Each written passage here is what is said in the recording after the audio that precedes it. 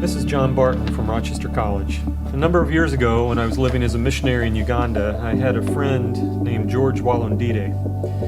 George was a good guy, but he didn't seem to have much spiritual depth. His wife was a faithful woman in one of the churches I was working with, but George rarely came and showed little interest in spiritual things. He considered them mostly a waste of time. He had other things to pursue in his life and was always busy and distracted, not always with good things. But then something happened in George's life. He started to have some health problems, and we found out a few months later that George was HIV positive. Soon, the HIV developed into full-blown AIDS, and very quickly it took over George's life. He became very sick. He had ups and downs, but over time, his body started to wither away. And as a friend, I watched this over about a year and a half time. Once a robust man with a lot of energy, he became frail and thin, with little energy, sunken eyes, and little strength. But something else started to happen as George deteriorated.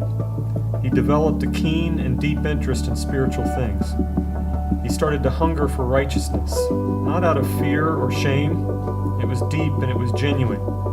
He started to see the world differently. One of the last times I saw George alive was at a church service where he stood up just for a couple of minutes, used all of his strength, and read his favorite passage. And his passage was from 2 Corinthians 4.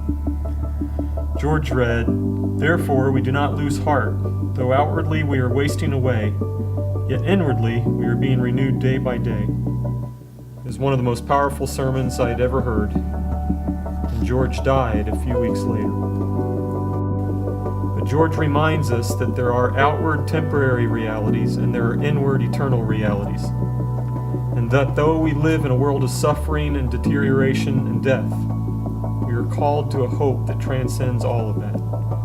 So we fix our eyes on better things and we don't lose heart. Sometimes I remember George, and I try in my life to have George eyes. Do you have George eyes today? May you find direction in this day as you serve the Lord.